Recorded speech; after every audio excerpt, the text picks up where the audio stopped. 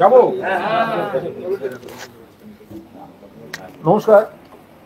এই এসএলএসটি শারীরিক শিক্ষা, কর্মশিক্ষা, ওয়ার্ক এডুকেশন, ফিজিক্যাল এডুকেশন, যারা শিক্ষক শিক্ষিকা চাকরি প্রার্থী তাদের কেন্দ্র করে গতকাল কলকাতা হাইকোর্ট চত্বরে একটি ঘটনা ঘটেছে। তো তারপর আজ ওনাদের একটি প্রতিনিধি দল আমার সঙ্গে দেখা করতে এসেছিলেন এবং তাদের সঙ্গে আলোচনার পর কিছু বক্তব্য আছে, সেটা আপনাদের মাধ্যমে তুলে ধরছি। প্রথম কথা হচ্ছে, এই এসএলএসটি শারীরিক শিক্ষা, কর্মশিক্ষা, এদের অবিলম্বে নিয়োগে যে স্টে আছে, এটা কলকাতা হাইকোর্টের এই স্টে তুলে দিয়ে এদের নিয়োগ করতে দেওয়া প্রয়োজন। এনারা প্রত্যেকে যোগ্য, এনাদের বিরুদ্ধে সিবিআই এর কোনো বিরূপ মন্তব্য নেই, কোনো অভিযোগ নেই। সেই জায়গায় দাঁড়িয়ে ওনাদের দাবিতে সাড়া দিয়ে মাননীয় মুখ্যমন্ত্রী মমতা বন্দ্যোপাধ্যায় তাদের রেকমেন্ডেশন লেটার পর্যন্ত শিক্ষা দপ্তর দিয়ে দিয়েছে, অর্থাৎ ওনারা জানেন কে কোন স্কুলে জয়েনিং। কিন্তু তারপরে সিপিএম এর উকিলরা সম্পূর্ণ চক্রান্তমূলকভাবে একটা জটিলতা তৈরি করে এনাদের এবং এনাদের পরিবারকে চরম বিপদের মধ্যে ফেলেছেন। গতকাল এই যে স্থগিতাদেশ চলছে, এটা দীর্ঘদিন ধরে চলছে। এনারা দীর্ঘদিন ধরে ছুটে বেড়াচ্ছেন, আইনজীবীদের কাছে ওনারা যাচ্ছেন। মাননীয় বিচারপতি কলকাতা হাইকোর্টের একবার যা যা চাইছেন সব দেয়া হচ্ছে, রাজ্য সরকারের তরফ থেকে দেয়া হয়েছে, অনারেবল এজি দিয়েছেন, ওনাদের আইনজীবীরা দিয়েছেন। একদিন এক একটা বিষয় এসে হাজির হচ্ছে। তো আবার কাল সিপিএম এর তরফ থেকে তাদের আইনজীবীরা নানা ফ্যাকড়া তুলেছেন এবং কেন আমরা জানি না, মহামান্য বিচারপতি সিপিএম এর কোনো আইনজীবীকে দেখলে বোধহয় তাদের একটু পছন্দ করেন কি করেন না। অভিজিৎ গঙ্গোপাধ্যায়ের ক্ষেত্রে আমরা দেখেছিলাম ভগবান ভগবান ভগবান ভগবান এমপি, ফলে কে কখন কোথায় আছেন তো বোঝা খুব মুশকিল। আমরা শ্রদ্ধা করি, আস্থা রাখি। আমাদের আজকে আমি একটা স্পষ্ট কথা বলতে চাই, গতকাল হাইকোর্টে ওনারা যন্ত্রণায় কোনো বিক্ষোভ দেখিয়ে ফেলেছেন। কি যন্ত্রণা, কেন যন্ত্রণা ওনারা বলবেন। যদি কোনো আইন কেউ কোনো সমস্যা হয়ে থাকে পুলিশ প্রশাসন দেখবে, কিন্তু সেখানে সিপিএম এর কিছু আইনজীবী যে গুন্ডামি করলেন, যে ধরনের ভাষা ব্যবহার করলেন, এটা তীব্র নিন্দা করছি। একটা কালকা যোগী, নাম পদবী পরিবর্তনের উকিল, চামচাবাজি করে থাকে, সে বলছে আমরা ক্ষমতায় এলে মমতা ব্যানার্জিকে বাংলায় থাকতে দেব না। আরে ভাই, এটা তৃণমূল কংগ্রেস রবীন্দ্রসঙ্গীত শুনিয়েছে। তৃণমূল কংগ্রেস যদি মনে করে তোমরা ক্ষমতায় এলে মমতা ব্যানার্জিকে থাকতে দেবে না, আর তৃণমূল যদি আজ মনে করে তোমায় পাড়ায় থাকতে দেবে না, তুমি কোথায় যাবে? ভেবে কথা বলুন। তৃণমূল কংগ্রেস এই নীতিতে বিশ্বাসী নয় বলে কেউ কোনো রবীন্দ্রসঙ্গীতের বাইরে যাচ্ছে না, কিন্তু তা বলে একজন চেঁচাবে মুখ্যমন্ত্রীর নাম করে ডেকে নিয়ে আয়, একজন বলবে ক্ষমতায় এলে। কারা বলছি তো? গুন্ডা, পাড়ার গুন্ডা, সব নাম পদবী পরিবর্তনের এফিডেভিটের উকিল। ছেলে মেয়েদের বাজি, এদের একাংশ শুধুমাত্র এই কর্মপ্রার্থীদের এদিক ওদিক করে তাদের কাছ থেকে টাকা তুলছে বলে অভিযোগ, এদের একাংশ, সবাই নয়। এবার আমার খুব স্পষ্ট বক্তব্য এবং স্পষ্ট প্রশ্ন। বিকাশ রঞ্জন ভট্টাচার্য তিনি এবং ওই আরো যে দু একজন, আচ্ছা, এরা যখন ধর্নায় বসেছিলেন তখন এদের ধর্না মঞ্চে এই রাজু দাস, যোগ্য কর্মপ্রার্থী, এর পাশে মোহাম্মদ সেলিম কি করছিলেন? হাতে নাও। মোহাম্মদ সেলিম কি করছিলেন? আজকে সিপিএম বাধা দিতে আসছে। মোহাম্মদ সেলিম কি করছিলেন ধর্ণা মঞ্চে? তখন তো বলছিলেন যোগ্যদের চাকরি দিতে হবে, এরা যোগ্য। লজ্জা করছে না? মোহাম্মদ সেলিম ওখানে গিয়ে এদের বলেছেন যোগ্য, আর বিকাশ ভট্টাচার্য ওখানে গিয়ে বলছেন অযোগ্য বলে চাকরি আটকাচ্ছেন। সুজন চক্রবর্তী সঙ্গে আবার ইন্দ্রজিৎ। ইন্দ্রজিৎ মানে বুঝেছেন? যুব নেতা, চ্যাট চ্যাট চ্যাট চ্যাট নেতা, কমরেড চ্যাট। কোন মহিলাকে কি পাঠিয়েছে? চ্যাট। সুজন চক্রবর্তী বসে আছেন ওনাদের ধর্নায়। ধরুন সেই সুজন চক্রবর্তী যিনি এনাদের চাকরির জন্য 6 জানুয়ারি 2021 মাননীয় মুখ্যমন্ত্রীকে চিঠি দিচ্ছেন, এরা যোগ্য, এদের চাকরি অবিলম্বে দেওয়া হোক। কে লিখছেন? সুজন চক্রবর্তী। কে সুজন চক্রবর্তী? সিপিএম নেতা। কোন সিপিএম এর নেতা? ওনাদের ধর্নায় গিয়ে বসে। আজকে বাধা দিচ্ছে কে? সিপিএম। কত বড় 2 নম্বরই ধান্দাবাজ দ্বিচারী হলে এই জিনিস হয় দেখুন। সুজন চক্রবর্তীর চিঠি, তিনি কি লিখছেন? যে শিক্ষক নিয়োগ, সেখানে বিশেষত কর্মশিক্ষা, শারীরশিক্ষা বিষয়ের প্রার্থীরা বঞ্চিত থেকে যায়। অবিলম্বে এদের, আর বিলম্ব না করে এদের নিয়োগের জন্য দ্রুত পদক্ষেপ করুন। কে লিখছেন? সুজন চক্রবর্তী। আজকে সুজন বাবু, আপনার বিকাশ বাবু কেন বাধা দিচ্ছেন?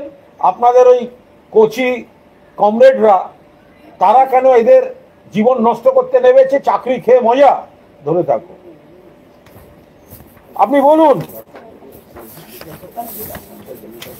বিকাশ রঞ্জন ভট্টাচার্য, যিনি এনাদের বিরুদ্ধে লড়ছেন, তারা একটা সময় ওদের পক্ষে ছিলেন, ওদের আইনজীবী ছিলেন। কত টাকা নিয়েছে? 27 লক্ষ টাকা নিয়েছেন। কে নিয়েছেন? বিকাশ রঞ্জন ভট্টাচার্য। বসে আছেন কোথায়? মঞ্চে। কাদের মঞ্চে? এনাদের মঞ্চে। আজকে বাধা দিচ্ছেন কে? ওই বিকাশ রঞ্জন ভট্টাচার্য। বিকাশ রঞ্জন ভট্টাচার্য এদের মঞ্চে বসে আছেন, এদের আইনজীবী ছিলেন। এদের কাছ থেকে নিয়ে উনি বলছেন আমি টাকা নিয়ে কাজ করেছি। এটা তো পেশাদারি ব্যাপার 100 বার।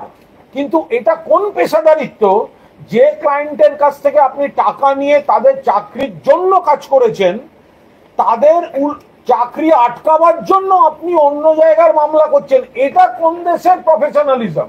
এটা কি করে হতে পারে? বিকাশ ভট্টাচার্য কোথায়? জবাব দেবেন। এদের সঙ্গে কেন ছিলেন? কেন ছিলেন? আজকে বড় বড় কথা বলছেন। ধরে থাকুন। মীনাক্ষী মুখার্জি এদের মঞ্চে, শারীরশিক্ষা কর্মশিক্ষার মঞ্চে মীনাক্ষী মুখার্জি আগুন পাখি। আর আজকে সিপিএম ওনাদের ঘরে আগুন লাগাচ্ছে।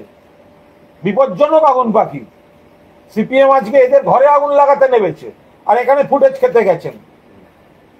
দরদি মাসিমা ফুটেজ খেতে গেছেন। ধরে থাকুন।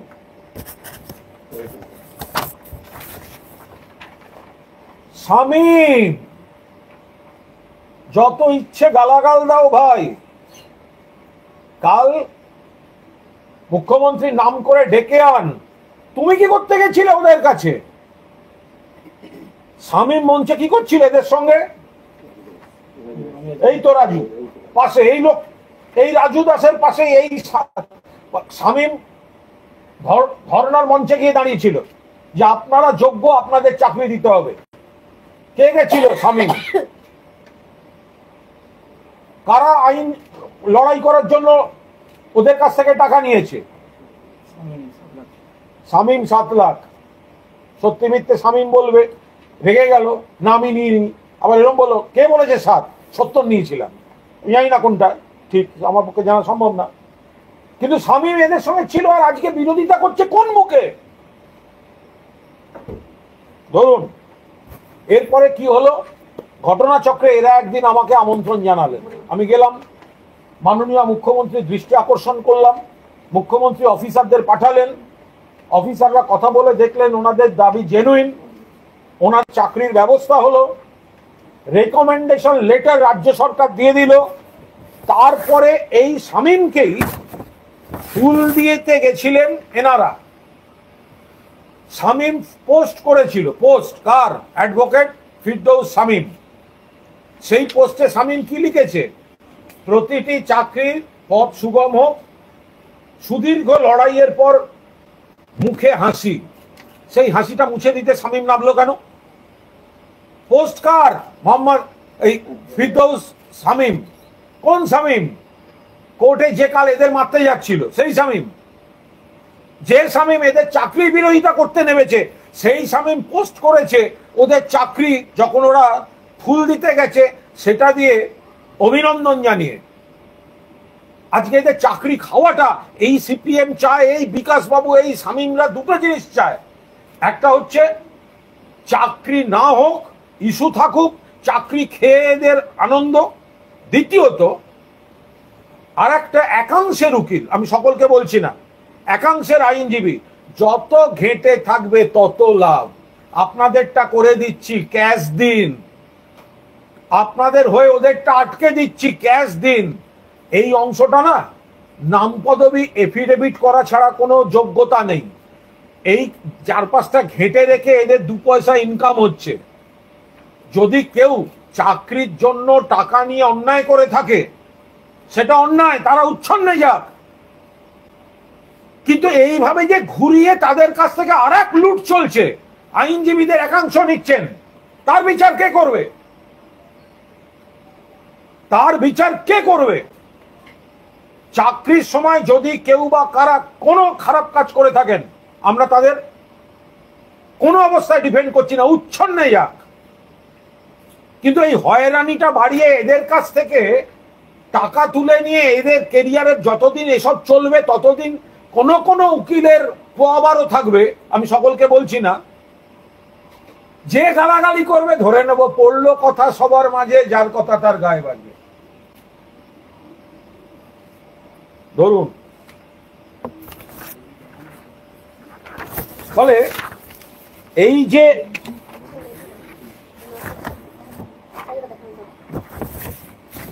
ফলে আমাদের বক্তব্য খুব পরিষ্কার।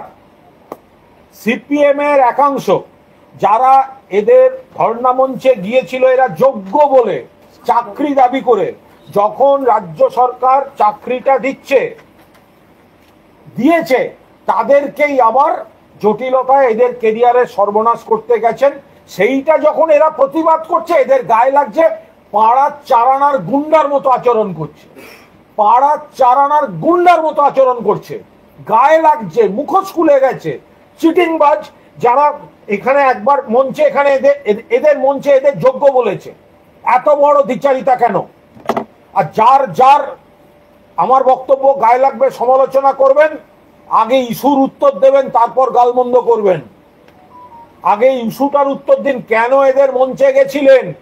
আর মঞ্চে যদি গিয়ে থাকেন, এদের হয়ে বলেছেন সুজন চক্রবর্তী কেন করবেন? আপনি চিঠি দিয়েছেন, আপনি মুখ্যমন্ত্রীকে চিঠি দিয়েছেন যে এদের চাকরি দেওয়া উচিত। মুখ্যমন্ত্রী যখন চাকরিটা দিচ্ছেন তখন আপনার দলের লোকেরা বিরোধিতা করছে, কুৎসিত ভাবে এদের আক্রমণ করছে। এটা হতে পারে কখনো? এত বড় সাহস! একটা 2 নম্বরই মাল, সে এদের ওখানে গেছে, আবার সে মুখ্যমন্ত্রীর নাম ধরে ডেকে বলছে। এটা হয় কখনো? এদের তো কৈফিয়ত দিতে হবে। তাহলে ওদের কাছে গেছিল কেন? ওদের কাছে তাহলে গেছিল কেন? বিকাশ বাবুর যদি লজ্জা ঘেন্না বলে থাকে, আপনারা যে জট পাকাচ্ছেন সেগুলো প্রত্যাহার করে নিন।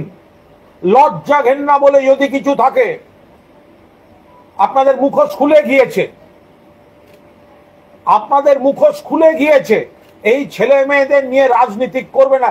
এরা কিন্তু সবাই তৃণমূল নয়, এর মধ্যে বামপন্থী পরিবার আছে, এর মধ্যে অন্য দলের আছে, এর মধ্যে বিজেপি সমর্থক আছে, এর মধ্যে অমুক আছে। চাকরিটা দেওয়ার সময় যে 1280, একজন মারা গেছেন 1279 এখন, মমতা ব্যানার্জি কিন্তু রাজনীতি দল থেকে দেখেননি, প্রত্যেকের চাকরির ব্যবস্থা করেছেন। আন্দোলন ছিল 1280 জনের, 1280 জনের চাকরির ব্যবস্থা হয়েছে, যেখানে কোনো অনিয়ম নেই। সেই কারণেই আপনারা গেছিলেন, সেই কারণেই আমিও গেছিলাম। এবং সেই কারণেই মুখ্যমন্ত্রী তাদের চাকরির ব্যবস্থাটা করে দিয়েছেন। এখন আপনারা কেন মুখ্যমন্ত্রী দিয়েছে বলে আপনাদের চাকরিটাকে আটকে দিতে হবে? এটা কি করে হতে পারে? ফলে সিপিএম এর দ্বিচারিতা চূড়ান্ত নিন্দা করছি। আশা করছি এই দ্বিচারী মায়াবীদের কোনো মায়াজালে বিচারপতি বিশ্বজিৎ বসু আর বিভ্রান্ত হবেন না। বিশ্বজিৎ বসু মহামান্য বিচারপতি, দয়া করে নজর রাখুন। আপনার এজলাসে দাঁড়িয়ে যারা বিরোধিতা করছে তারাই এক সময় এদেরকে যোগ্য বলেছে, তারাই এক সময় এদেরকে যোগ্য বলেছে। আজকে আপনার এজলাসটাকে এদের রাজনীতির মঞ্চ হিসেবে ব্যবহার করছে বিশ্বজিৎ বসু। আপনার এজলাসটাকে এদের রাজনীতির মঞ্চ হিসেবে ব্যবহার করছে। ফলে সিপিএম এর এই কমরেড মোহাম্মদ সেলিম, কমরেড সুজন চক্রবর্তী আর যারা যারা কমরেডকুল আছেন তাদের অনুরোধ করব, লজ্জা ঘেন্না থাকলে যাদের মঞ্চে গিয়ে ছবি তুলে এসছেন তারা যোগ্য, তাদের এই সর্বনাশটা করে আপনাদের রাজনীতিটা আর চালিয়ে যাবেন না। Thank you. এবার আমি